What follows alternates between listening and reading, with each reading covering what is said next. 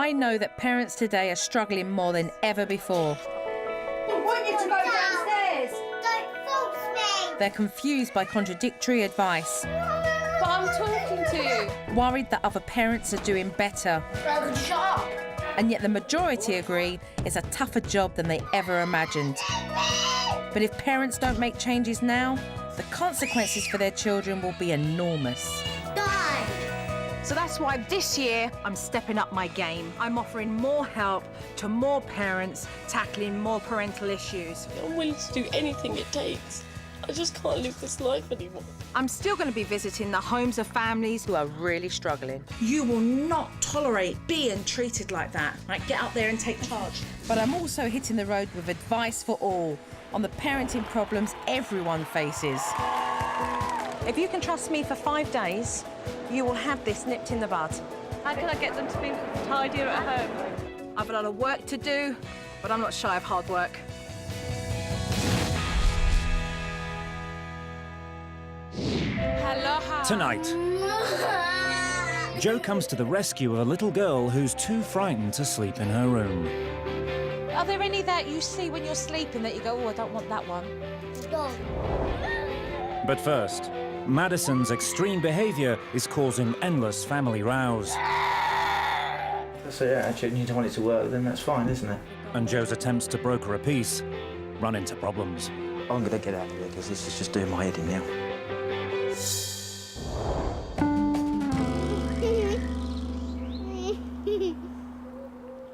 I'm not going to.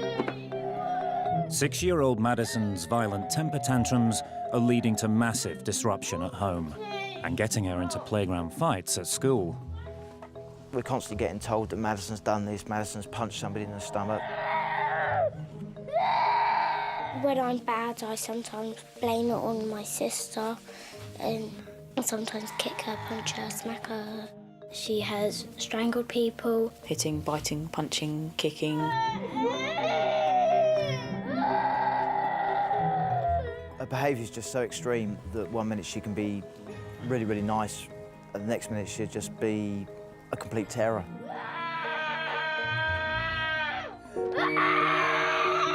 Mum and Dad have tried everything to cure Madison's behaviour. We went to the health visitor, we've been to the doctors, we've been to a craniosteopath, and now we're seeking homeopathic treatment. Can you just let go? We've exhausted lots of advice given from doctors. It just doesn't seem to have any effect or influence over Madison's behaviour. I'm only asking you not to do that. For now? But family life is far from normal, in more ways than one. What do you say? Mum Sharon and Dad Jason officially split up 6 years ago. But while the girls live with Mum, their parents still see rather a lot of each other. Our relationship, I'd summarise as basically just very good friends with fringe benefits. We do live close, a few doors down from one another, which we feel is really good for the kids because there's still some sort of continuity there. While Mum and Dad enjoy their unconventional relationship, big sister Jordan has to pick up the pieces.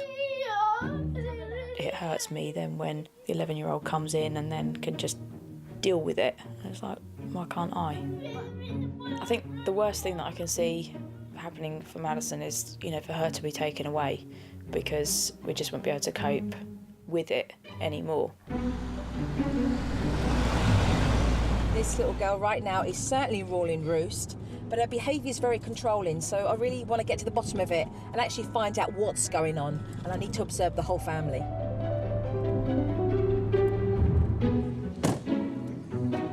Hello. Hello. Nice to meet you, Jo. Sharon. And you are? Yes. Hi, Madison, pleased to meet you. How you doing? Good. So, not the same girl that I saw on the tape, that's for sure. Not right now, anyway. No, this is the thing. She's completely different. There's no two things that set her off with behavioural issues. This morning we've had a few tears and tantrums. Do you want to talk? No? I just want to sort of gauge from you, some history with regards to the kids' experience with you all as a family. The dad and I got together in 1996, and then in 2004 things happened that I then left the family home. Okay, so Jason's literally a few doors down. He is. I wanted him to have more access with the children. So I'm going to ask you this: are you in a partnership? I think you know what I'm talking about as an adult. Yeah. Or are you in a friendship? Both. Right. Okay. Complicated. Right. Can't live with him, I can't live without him. Hi, Jason, can I come in? Yeah, of course you can. Thank you. Joe wants to find out if Dad sees the relationship the same way. So are you just friends or are you partners? Friends with benefits. What's that mean? Buddies, Right, okay. now and then. So basically, you feel that you have a friendship together, but you sleep with one another when it suits you both. Yeah. Mum and Dad might be relaxed about the unusual domestic setup, but Joe wants to get to the bottom of how Madison and Jordan feel about it. You're holding Daddy, and you're holding Mummy, okay? This is Mummy's house, and this is Daddy's house. Now, if you had to choose where Daddy could live, would you want Daddy to stay living in his own house or to live in Mummy's house? Live in Mum's house. Okay. Here. Okay. And where would you like Mummy to be? In Mum's house. Does Mummy sometimes stay at Daddy's house? Yes. Right, okay. Just to like sleep there for a couple of days. When Daddy stays over at Mummy's house, how does that make you feel? Happy. Do you talk to your sister about it? Yeah? Yeah? What kind of things do you talk to your sister about? Well, like they sometimes argue and I just want to stop them because it's annoying. Do you feel like it's up to you to stop Mummy and Daddy arguing? Yes. Do you know how to do that? No. I want you to know that it's not up to you to stop your Mummy and Daddy arguing. And it's not your fault that Mummy and Daddy are arguing. Okay? Actually, Mummy and Daddy need to talk to one another as grown adults, and they need to work it out themselves. Okay? I like to give you big cuddles. You know why? Because you need lots of cuddles and lots of love. Because it's very difficult, isn't it, when you're stuck in the middle, isn't it? Yes. I could burst into tears.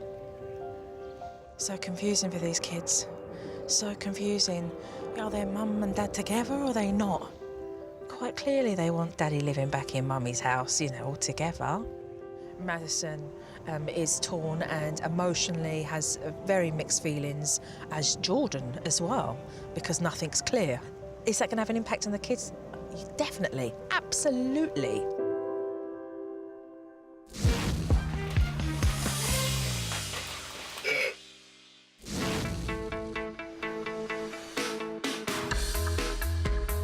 Joe's hitting the road, taking her message to Britain's hard-pressed mums and dads. My home. Well, I want to know if your parents think you're doing a good job. She's being put on the spot, How can I stop her from swearing? She's starting to pick up a swear word from everybody else outside. and she's tackling the most common problems with some one-on-one advice. Sometimes you win in life, sometimes you lose. But when you come home and you take it out on your whole family, that behaviour is totally unacceptable. And one issue that's driving British mums and dads mad is bedtime bedlam. We have 6 children. Yes. There's a 9-year-old, 8-year-old, 4-year-old and a 5-year-old. The 9-year-old will not go to bed. She's not understanding the rules of bedtime. She thinks it's playtime along with the others. And what time does the youngest one go to bed? 8:30. Here is your answer. The youngest child should be in bed at 7:30. And what I would love you to do is a pecking order with regards to their age. So establish a good bedtime routine, get the youngest one to bed, then the second youngest, for her to recognise that as the slightly older child, she's given the privilege of staying up a little bit later. Parenting can be hard work, but a large age gap between mum and dad can make things even tougher. And for this family, bedtime has become a battleground. Hurry up and go to sleep. Tom, I'm losing my patience slowly but surely with you. It's nearly 8 o'clock. Lay down. Don't kick me neither. Get in your bed. 7-year-old Thomas's refusal to go to bed is causing rows between young mum Nicola and husband Joe, who's worried his angina might flare up. And your concerns right now are Thomas, right? And he's sleeping. One of the worst, because you'll put him to bed and he just won't settle. I try and get him in bedtime routines. As soon as I walk down them stairs, that's it. He'll create. Do you both get as angry as what I saw you get on the video? Oh, we end up having arguments. I've got to the point where I think to myself, this ain't good for me because I'm frightened of something bad's going to happen to me. And I say to her, look, I'm going to leave. I'm not having this. I'm a strong believer in discipline. Yes. And if I say, like, no, the answer's no. If he gives in to them, then it's jeopardising what I've already said to them. And then the kids know they can get their own way. So I give up, what's the point, you know? How old are you, sir? 64. You're 64. How old are you? 26. You're 26, OK? And when you're looking at a big age gap between the pair of you, you've got to be able to find a middle ground. If you are going to keep arguing with one another, it's going to really confuse the kids because nothing gets resolved when you just we end up arguing. We just end up arguing. Then what would be the better thing to do? Walk away. Oh. No. Well, that's what it That's seems easy. like. Because That's easy. How many things have you walked away from? I've walked away from loads of things. Of course. You'll walk away from this as well now?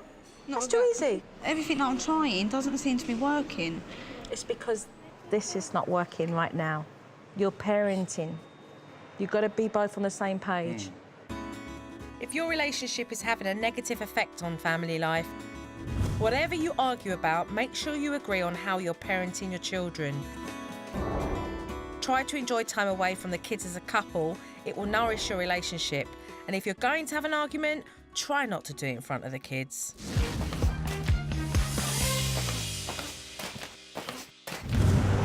Jo's helped hundreds of families all over Britain. Today, she's in Essex to meet two parents at the end of their tether.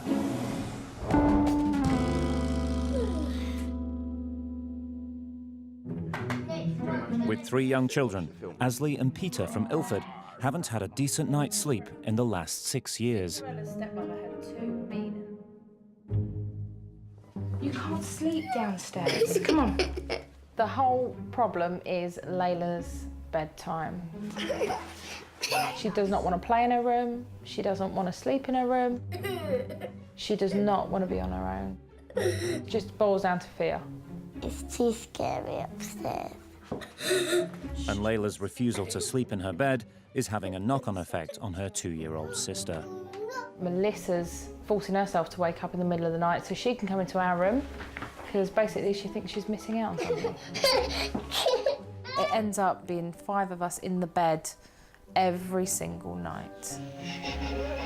We can't fight 3 fronts. We're trying to sort the baby out, Melissa out and Layla. I just let her cry. Good boy. Asley is a professional childminder, and with kids coming to the house every day, she has to be up early in the morning. It's not just physically demanding, it's also mentally demanding. So I need to be on top form and I need to be well rested, which at the moment just is not happening. Layla, stop it, Daddy's sleeping. But there's even more at stake for fuel tanker driver Peter. Quick, get in your bed. He's worried. In his line of work, tiredness can kill. My fears are that I'm going to fall asleep at the wheel, have a crash, and I will not see my kids again. We want Jo's help so that we can stop being so exhausted, basically. Come on, Layla. You've got to at least try and go to sleep. Come on. Getting Layla to sleep in her room is vital for the family's future. Jo's come to the house to see if she can help get to the root of the problem. Aloha. How you doing? Hi, darling. How are you? This is. How are you? So, when you are all in the bed, who doesn't get sleep? Mummy and Daddy. Why do you go into Mummy and Daddy's bed? My bedroom has some teddies that are very scary. There's some teddies in your room that are very scary. Why are they scary? They make funny faces.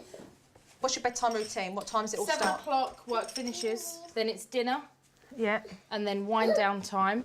They all have their bath. Yeah. And then what I want to do is read a book with them. Do they all in have dinner their at room. 7? Yeah, all together. It's too late, love. In an hour, you're doing dinner, bath, bit of cuddle time, stories in bed. It's too much going on, and they're feeling shortchanged. By the time we do it, it ends up being 9 o'clock. You look after kids for a living, right? That you've got 3 kids of your own. Layla's the oldest. Where's Layla getting cuddle time? Where's Layla getting that from you? Where's she getting it? In the bed. Yeah, in the bed. Yeah. Layla's not scared of her bedroom, I can tell you that now, 100%. We're finding every excuse that she can throw at them for why she shouldn't stay in her bedroom.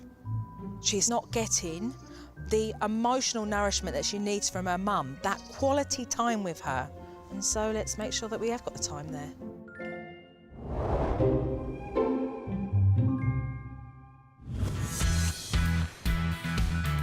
Asley and Peter aren't alone being kept up all night. 43% of mums say the greatest treat they could have would be a decent night's sleep. All through the night, he'll wake up until about 1, half 1. Yeah. He might settle till 3, he'll be up from 3 till 4, then he gets me up at 5. For many parents, though, the most tiring part of the day is dinner time. He'll only eat when he's on his own. Yes.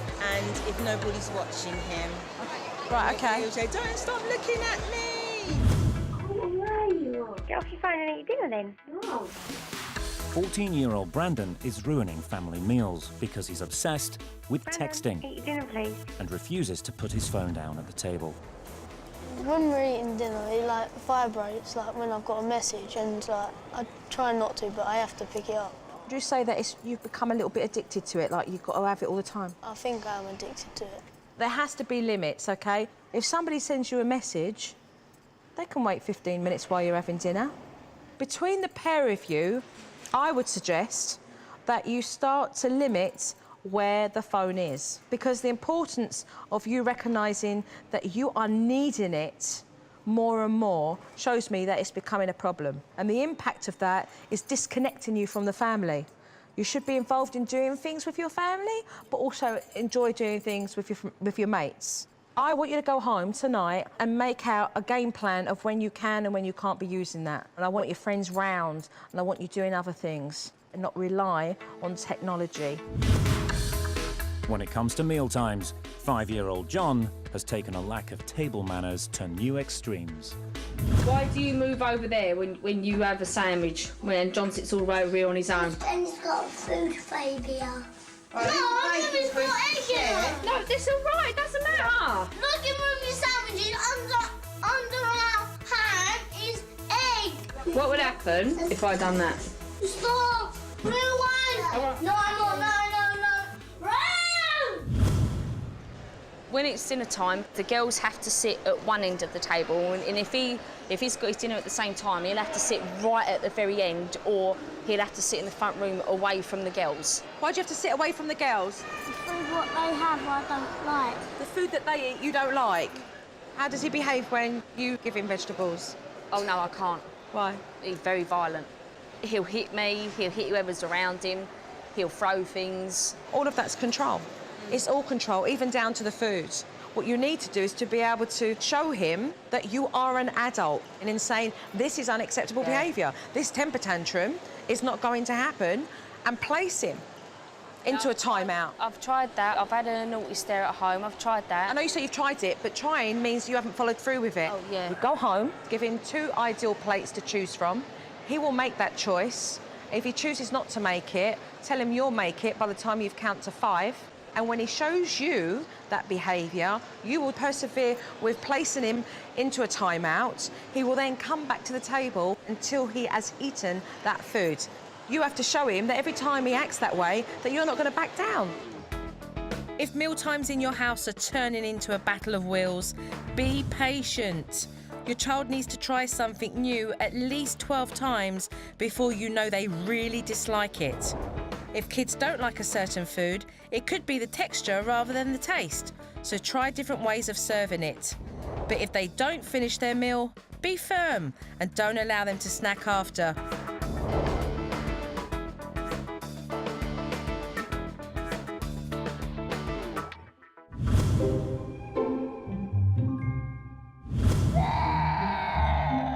Joe is trying to find out whether 6-year-old Madison's violent temper tantrums are a reaction to Mum and Dad's unconventional living arrangements. Joe needs to see for herself the situations that provoke Madison's extreme behaviour. You got this piece of footage, right? Yeah. Now, explain, what is this footage about? This took place a couple of nights ago. Right, let's have a look at it then. It's a lesson. Jordan was doing something on the trampoline. I think Madison tried to get in there and do something else, and Jordan was saying, no, it's my turn. Jordan just lost a temper and just hit Madison. And I believe Madison hit Jordan back. But you came into this screaming. Because I heard this screaming. From here you heard the screaming, over there? Oh, yeah. Right, OK. Yeah. The reason I'm restraining her is because that's what the health visitor said was the best thing to do. Because she does what if you don't? She'll just lash out, or she'll just run away. If someone done that to me, if I was wound up and someone restricted me... You'd want to go free? I'll rip their eyes out. So then Madison behaves a certain way. Yeah. Sharon can't really deal with it, right? Dad comes onto the picture. What has Maddie ultimately achieved? The attention of her mum and dad. Madison's learnt that violent screaming gets Mum and Dad under the same roof, albeit to calm her down. Joe's worried about the effect the situation is having on 11-year-old Jordan. My mum's one side, my dad's the other, and then I just don't know which one to go to. He'll tell me, oh, your mum always does that. She always goes off in a little puff. And then I go to my mum's, she'll be like, he always comes over and then goes back over again and just leaves me with all the mess. It's like Piggy in the middle, basically. That's a lot on your shoulders, darling. That's a lot on your shoulders that you shouldn't be carrying. Yeah, I guess so. There's a lot of the kids being caught in the middle between all of this and getting the runaround. I know one thing, they're going to have to work out what they want and what they don't want, not just in their personal life, but actually when it comes to raising these kids. Oh, almost. Do you feel sorry for your kids? I do feel sorry for them sometimes. What do they want? I would probably say one happy family. What do you want? I would like nothing more than to all four of us be together under one roof, rather than a couple of doors away. Joe's concerned Mum and Dad's relationship is deeply confusing for the girls. She's brought Jason and Sharon to neutral ground, away from the children, to confront the issue. And I was able to sit and to talk to Madison, and she wanted Daddy Bear and Mummy Bear under the same roof and Mummy and Daddy living together. What kid wouldn't? You know, there's got to be some real mature conversation had between you both. Are you both in a place to be able to make this partnership move forward? And if you're not, then you've both realistically got to look at how you both raise your children together so that they have that stability. I didn't realise it was quite affecting the kids as much as what you say that it is, in the way that it is. If you're together for the sake of the kids and not because you're together because you want to be together, then you're going to do more damage. Yeah, and that's how I feel, to be honest with you. I feel like I am here purely because I'm scared that Sharon could possibly use the children as tools and weapons and everything else to cause problems. It all brings down to routine, and that's all I want. I don't want it to be, oh, you know, I'm available tonight, I'll see the kids now. Well, I can't have that. There has to be boundaries with regards to when the children come over and when they don't. Good luck with that. Right? At the moment, the children can still come at my house whenever they want. They can go to Sharon's house whenever they want. Yeah. If they're on the street, they can choose to knock on whichever door they want to go to the toilet. Yeah, have but a it's drink, not working, whatever else. Jason. That what you're choosing to do right now is not working. Yeah. So the father gets the royal end of the deal. No, why do you think so? Oh, because now you just said I'm dictating to what days I can have them. Boy, that you do it together.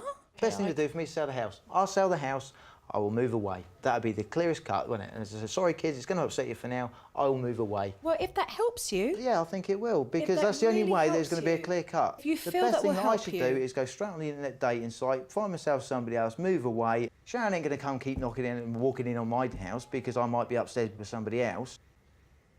That ain't going to work, sorry. I'm going to get out of here because this is just doing my head in now. I'm sorry, I'm going to end up saying things that perhaps might regret. Will I look forward to seeing you tomorrow? I doubt it.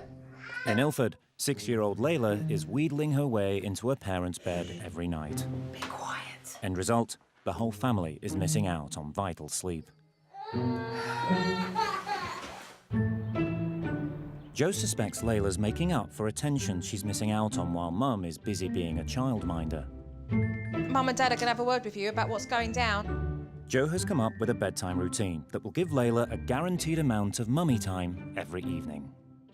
Right, Layla, this is what you have to do. This is our bedtime routine. Do you understand? Okay. Yes? Yes. As of tomorrow night, as you know, it's a school night. Yeah? Are you listening? Okay, we're going to do this, all right, so that you and me can spend more time together. Okay? I don't get it. So, the first thing we're going to do, after Mummy finishes work... Layla, look at me. Yeah. After I finish work, okay, you, me, Melissa and Aidan, we're going to sit down. And if Daddy's here, we're going to do story time, okay? Yeah. All right? After that, we're going to have bath time. And then Melissa's going to go to bed. 8 to 8:30, it'll be Mummy and Layla time, okay? After that, listen, you're going to go up to your bed. And if you don't go to bed, what are you going to miss out on the next day? I'll miss out Fun things. time. For the bedtime routine to work, Mum's got to make sure she enforces it. What will happen is I'll put you to bed, and if you get up, I'll keep putting you back to bed, Layla. So you're going to promise Jo that you're going to try your hardest because you're going to stay. Don't promise me nothing. What we're going to do is we're going to succeed because you're going to put it in place. Deep down, Mum was feeling very guilty about not giving her child the time that she did need.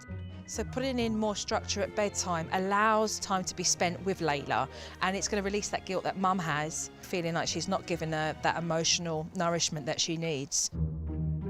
New bedtime routine in place, Jo wants to make sure that Layla hasn't got any more excuses for coming into Mum and Dad's bedroom during the night. How do you sleep with all these toys everywhere? If she's watching DVDs and she understands the stories, like this one, for example, all right, nice little stories. If she has any characters that are represented with kind of gloomy, darker, bad characters, let's get them out the room. So are there any that you see when you're sleeping that you go, oh, I don't want that one? The dog. She said the other night. Layla, what was it you said the other night? Winnie the Pooh? Yeah. You didn't like Winnie the Pooh? Beast. Beast. Okay, we can go put that in my room then, or go put it in the sleep room. Not this one, that one's hiding. She watches the characters for the actual cuddlies that she's got. Everything goes around in her head, and then they all start moving and come to life. I mean, it's like a Toy Story, really, in her own bedroom, you know? Bye, Layla. Happy sleeping. Mwah. Take care, darling. So thank you, Jo. Take care. Thank you very much. You're welcome. Bye-bye. Jo's put the necessary changes in place, but they'll only work if Mum and Dad see them through. It really is counterproductive when no one's getting the sleep that they need. So with the effective techniques in place now, they can actually get the job done feeling more confident as parents.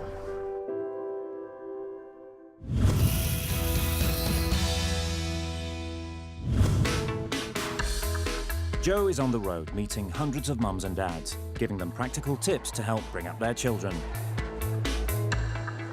Kids are so used to getting what they want, it's increasingly hard for parents to get them to do what they're told.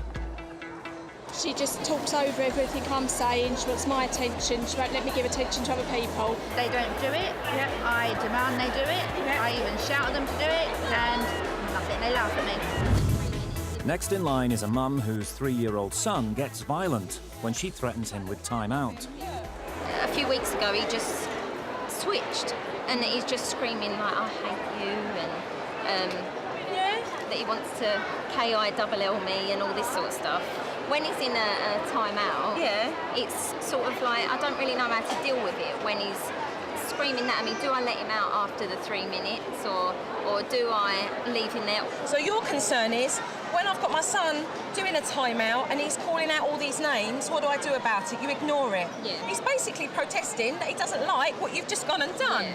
So if he's angry once he's come out and he's still screaming, then what you want to do is calm him down. And then when he's calmed down, then talk to him about the thing that you put him in time out for.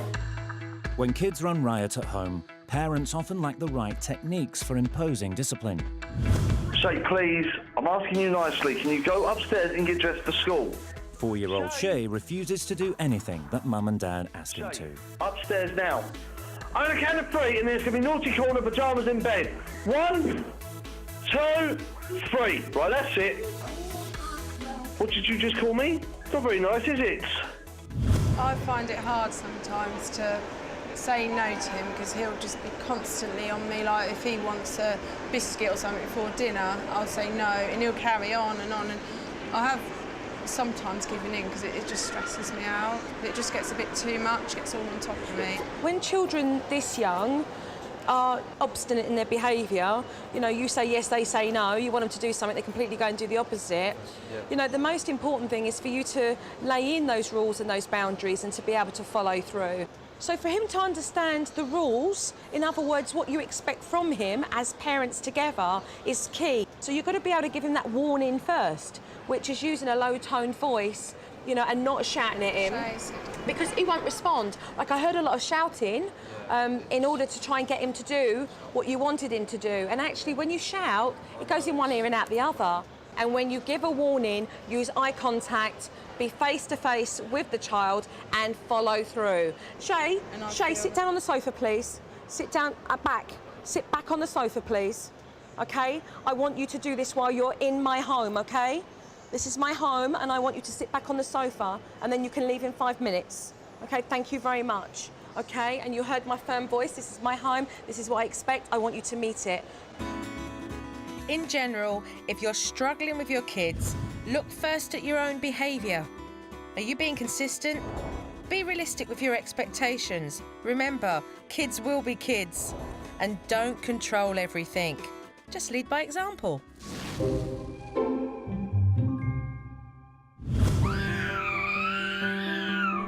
Joe's desperate for 6-year-old Madison and 11-year-old Jordan to get the family routine they need. I'm going to get out of here because this is just doing my head in now. But last night's crisis meeting touched a raw nerve with Mum and Dad. If Jason withdraws from the process, Joe's concerned that she won't be able to address Madison's violent temper tantrums. I have spoken to Mum and Dad off camera, and they have told me that they went away last night and they have made a decision together that they would like my help with regards to dealing with Madison's behaviour. But I do hope they recognise if they don't come to terms with their own relationship, then the behaviour will continue because Madison and Jordan will be continuing to live in this hostile environment. The situation's still delicate. So this morning, Joe's decided to focus on getting Mum and Dad to agree on a set of practical parenting rules that they can both enforce. So, ears up, because Mum and Dad are talking. Right, number 1, yeah? If rules get broken, then you have certain privileges taken away. If you want to go over to Daddy's, you have to ask Daddy before you can go over there. Does that make sense, Madison? Do you understand that? Yeah? Good, good. No hitting, arguing, shouting. No mean words. If you can't think of nice, kind words to say, Don't speak at all. don't say it at all. I tell you what, I've never seen the kids smile so much giving out rules. I'm loving it. Yeah, because it shows me that you need them to be in a better place. If you have a question that you want to ask each other, OK, don't use the kids as the messenger. Pick up the phone and ask each other, all right? Mummy and Daddy have to communicate, and if we want to know something, then we need to talk rather than asking the children. The least the kids are involved in the errands, the healthier your relationship becomes with your communication. The kids are bright, they know what's expected of them, and I believe that it will totally transform this little child's behaviour. It does allow her to start thinking before she acts and to create more self-discipline, more focus and concentration on what's necessary moving forward.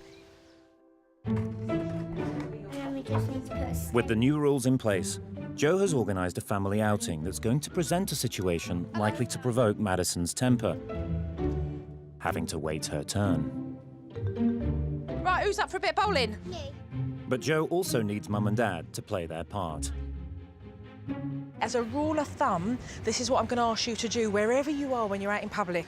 As soon as you come into a place, I want you to grab both kids and set up your expectations. What this is going to do is teach Madison that she's got to take turns, that she's got to sit and wait patiently. So you're exercising that all the time. Mads? Madison? Do you understand, yeah? We're here to have fun, have a laugh. So Jordan or have me. a laugh when you yeah? fall over.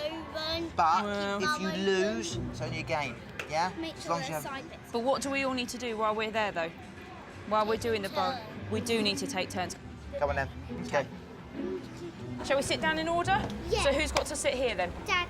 Then Mummy, then Jordan, and then Madison. Okay. Ready?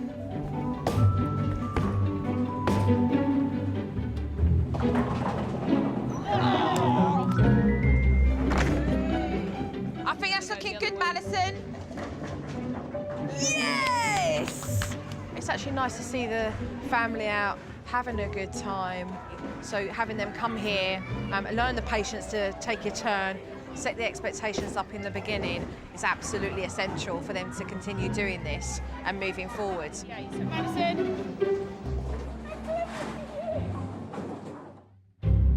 You good? I am good. Yeah. There's a bit more clarity now, isn't there? There is. A lot more clarity, so I think... Fantastic. You know, we're on an understanding now. Take it one day at a time. Baby steps moving forward. Bye, darling. Give me a kiss. Bye, love. I'll speak to you all soon. Thank you very Bye. much. You're welcome. Bye-bye. Bye. Bye. Whether Mum and Dad choose to move forward together in a partnership or to go their separate ways, what I hope that they realise is that this is ultimately not about themselves. What's the matter? She doesn't want you to leave. She's crying. Their responsibility in creating stability for their children should be utmost. They owe that to their children.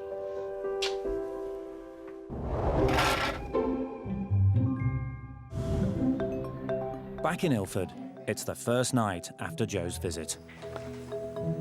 The new bedtime routine she designed for 6-year-old Layla is about to be put to the test.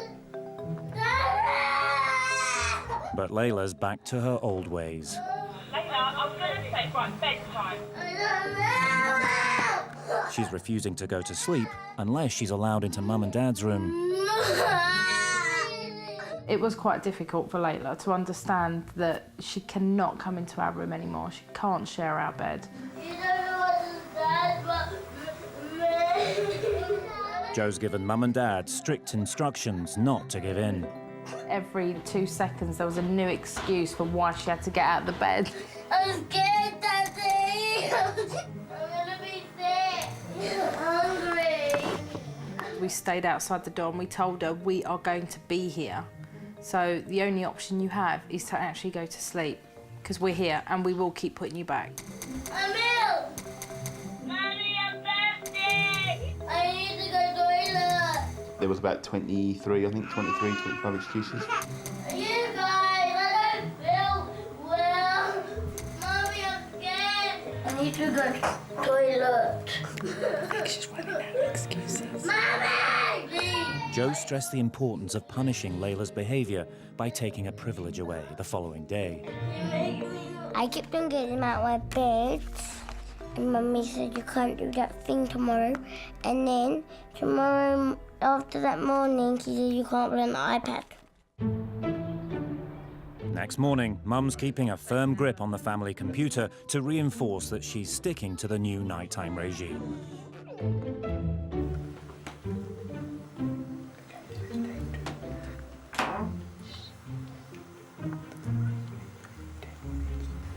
Joe's methods are finally doing the trick. Yeah, we're not completely there yet. We're still in the teething phase, but we're still getting there. It's a lot better than it was. Layla, where are you going to be sleeping tonight? Which room?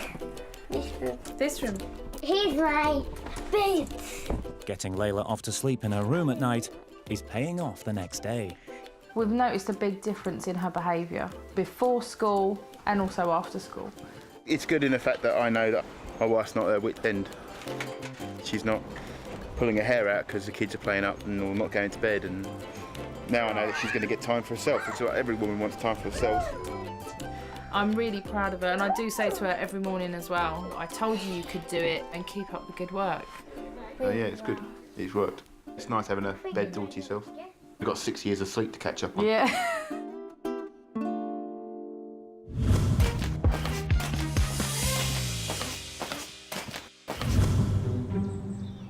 Back in Reading, Madison's mum and dad had agreed to apply the same set of rules in both their houses.